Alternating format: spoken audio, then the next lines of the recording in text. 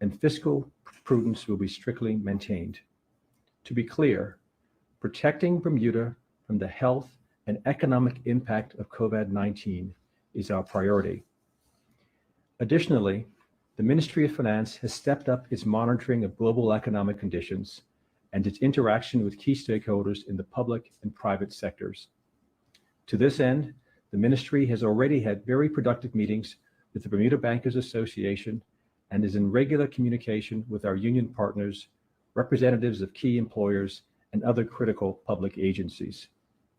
We have sought their input in fine-tuning contingency plans in the event of a severe downturn in Bermuda's economy, while also having discussions with them in relation to appropriate actions they should take to assist the people of Bermuda during this challenging time.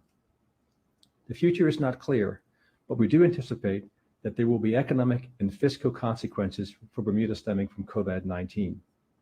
The implications for Bermuda are likely to include a downturn in visitor arrivals, a reduction in consumer spending, retail sales may slow further in 2020, slower growth in Bermuda's economy, a rise in unemployment, and a reduction in government revenues. The Ministry of Finance will continue to evaluate probable economic scenarios, including economic circumstances that may result in even more severe reductions in business conditions, employment, and government revenue. This will allow for further temporary emergency measures to be taken, if necessary, so that government can maintain essential public services and continue to service the needs of our community. In closing, I am confident that Bermuda and her people will emerge from this crisis stronger.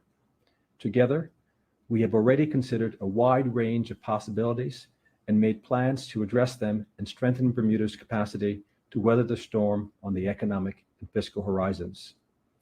I wish to once again assure the people of Bermuda that the government is sensitive to the challenges facing us from COVID-19, and with your support and cooperation, we will continue to take the required steps to navigate our island through these difficult economic and financial conditions.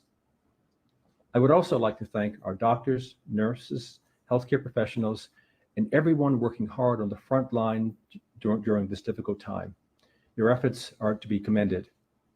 I urge members of the public to follow the official notices from the government at www.gov.bm/coronavirus. This site is a source that residents can use for official information from the government of Bermuda. Daily notices are also available on the TreeFrog app, which can be downloaded on your mobile phone and are being shared on all government social media accounts. Thank you.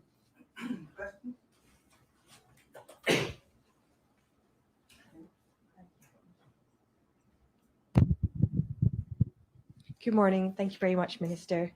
One thing I'd like to ask is with regards to we're being suggested that social distancing is probably a good idea and sort of no large gatherings of groups.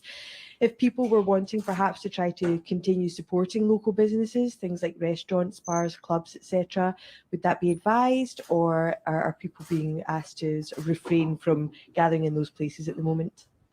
I think people can best support local restaurants through the delivery services that are currently available in Bermuda. Large gatherings of people is not advised, and we would recommend highly against it.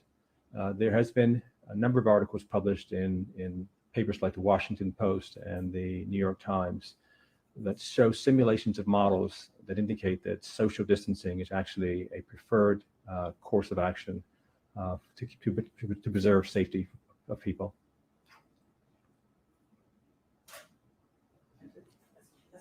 Thank you. Thanks. Thank you. Okay. Thank you very much.